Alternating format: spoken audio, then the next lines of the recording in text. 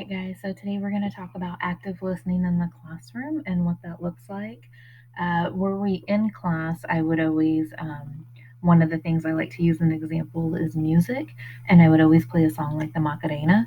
Um, and I use that because a lot of students have never really, and myself included, paid attention to the lyrics of their song, and it's actually pretty adult themed. But we talk about how we hear those songs at kids' parties, school dances, weddings, because the dance is so popular. And so that's a good example of active listening versus just hearing something. There's tons of songs that can be examples of music we've heard, but we've never paid attention to the message of the song. So moving into that, the first step to active listening in class is to go to class. Um, Normally, and that can be everything from logging in and listening to lectures to when classes are back on campus, making sure that you attend class. We put a lot of information as instructors on Blackboard. Of course, there's the textbooks, and then there's our PowerPoints. But the what we say in class just adds to the meaning. And sometimes there's things that, as we're talking, and maybe a student asks a question that we answer that might not be just in the PowerPoint, and that may just help deepen your learning. I like to use a lot of analogies and storytelling as my teaching style, which obviously is not on my PowerPoints, nor is it in the textbook. So that's just another way to deepen that learning for you. Ask those questions so that you're not missing anything. Learning is very much about building on top of knowledge that you have or that you're gaining. And so if you miss something in a class, then you might have a gap in that knowledge later when you get into the new concept. So be sure to answer those questions, make sure you have that understanding. Please don't be afraid. A lot of students are afraid to look stupid, but honestly, my experience with students and as a student is when you ask the question, there's usually a good portion of students in the class that had the same question and were also afraid to ask. And then just interact any ways that you can increase your learning. I'm doing these recorded lectures, so some of us are more audio. This is a way to actively listen, right? There's YouTube videos, things like that that can just help with your learning. So, what is the difference between hearing and listening? We touched on this a little bit with the analogy about hearing songs as opposed to listening to songs. Hearing refers to that sensing spoken message, right? So that's the physical sensation our body does with the eardrums. And then the listening is when we start applying the context and the meaning to it. And then we apply that focused thinking. So we're really paying attention to what it is that we're hearing so that we can respond or record. Active listening requires a listener to provide feedback. A lot of times in class, since it's not always like an engaged conversation, feedback might just be your note taking system, restating or paraphrasing.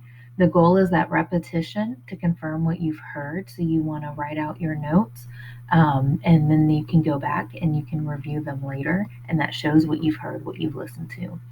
And then there's different degrees. I'm sure you're all experienced students, resulting in the quality communication. Um, so, we get distracted easily, even when we're sitting in class, even when we have our note taking system in front of us.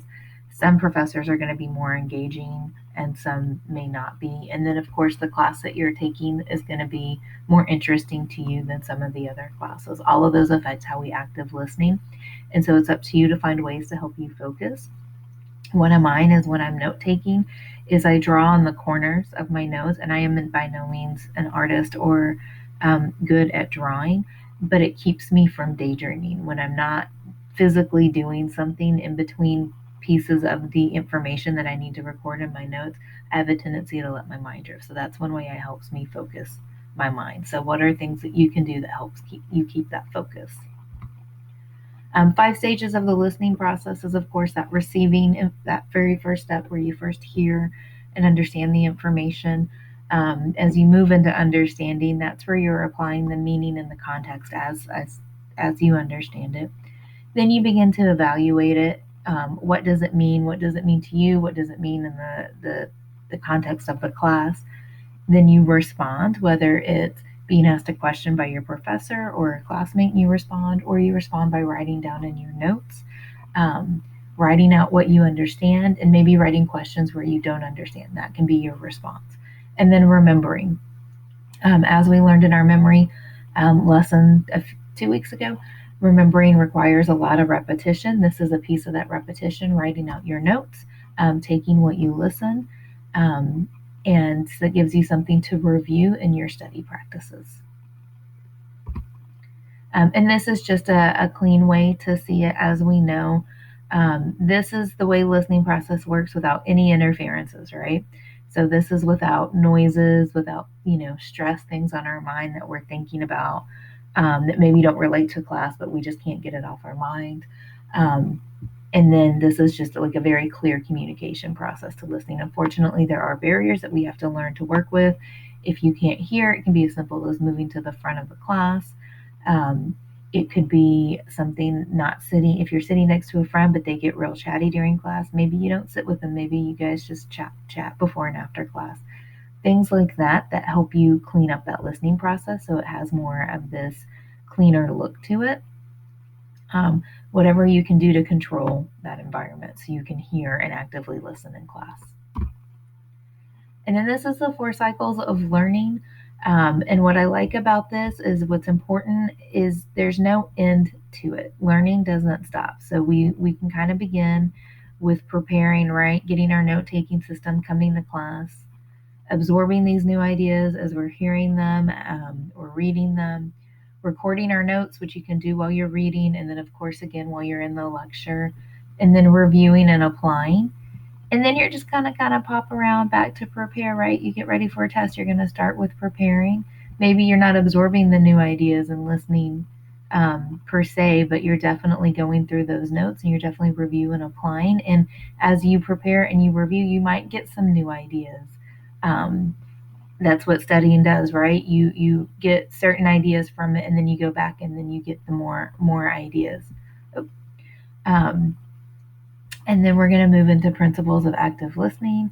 It's that focus, which is what I see a lot of students struggle with, whether you have things maybe at home or in another class or at work that are stressing you out. It's sometimes hard to leave that at the door, but you really need to practice leaving it at the door so that you can focus. Again, controlling where you're sitting in class and what's going on around you as best that you can. Be careful about not prejudging or assuming you already know the material. That's a great way to just sort of dismiss the speaker and turn them off. Um, Regardless of what you think of your professors, you should still be actively listening to catch any material that you don't know. Repeat what you just heard in class. That's going to start with your note taking system. Hopefully, you will have activities or things in class that help with that, but the very first start is going to be that note taking system. Again, ask questions if you need them. Listen for those verbal cues. I know we didn't get a lot of lectures with Mia in our class, but one that I do a lot is I say, this is definitely a test question. That's a really obvious verbal clue, but also there's nonverbal clues. If your teacher writes it out on the whiteboard, underlines it, repeats it, those are cues that it's something that you need to know. And then listen for requests. Listen for those questions your professors ask you. Anything that they tell you, like a resource they tell you you don't have to go look at, but you should go look at. Any of those kinds of things are just going to help you with that listening and with that engaging in the material. So again, listening in the classroom, which is always hard. Depending on the class, you might have a short lecture or a long lecture, but I think a lot of us have a hard time sitting still and listening for a good chunk of time. So get your mind in that right space. Make sure you slept, all that stuff. If you're hangry, make sure you eat. All of that distracts your listening process. Again, eliminate those distractions. Look for those cues. Listen for what is not being said. So that's those nonverbal cues. Maybe I didn't say it, but I wrote it on the board. That would be a nonverbal cue. Take notes, which will be our next lecture, and then ask questions. That's listening in the nutshell, right? And then just keep participating in class. That's really, really huge.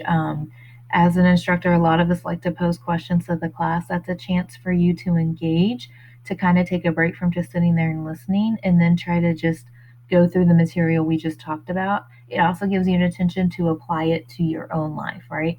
So when I ask you maybe in test prep, what kind of test prep strategies are you currently using? That gives your brain a chance to engage in that critical thinking. It gives you a chance to give real life examples, and it kind of gives you the break of going through whatever it was we just talked about.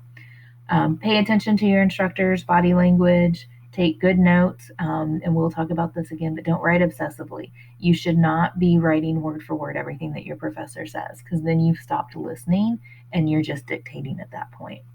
Of course, put away your cell phone. That is the easiest distraction that gets us all. You can be super engaged in one notification on that phone and you glance at it and man, your mind is gone. You were worried about whatever that notification is. What does it mean? Do you need to respond? So as much as you can, put your cell phone away so that it's not sitting out there and distracting you. Write brief notes, write those keep concepts, and we're about to go over that. Follow class protocol for making comments. So some professors ask for you to wait to the end. Some want you to ask as they're going. Just make sure that you know which one it is. Pay attention to your instructor's thinking style. So think about the learning preferences we just went through. Think about what your instructor's learning preference might be and how they do that in class. Again, like I use a lot of visuals in my class. Some professors will not. And then this last one is important. It's fine to disagree with your instructor and it's fine to ask questions. We just want to reiterate, do it in a tactful way. Never stand up in a class and tell a professor they're wrong or anything like that. Just open it with, hey, I recently read this. What do you think? Or I was told this. Open it a way to make it a conversation, but just be very, very tactful about it. But professors are human. We are capable of being wrong. So there's also that piece of it. All right, guys, that's the end of the slideshow. Thanks so much.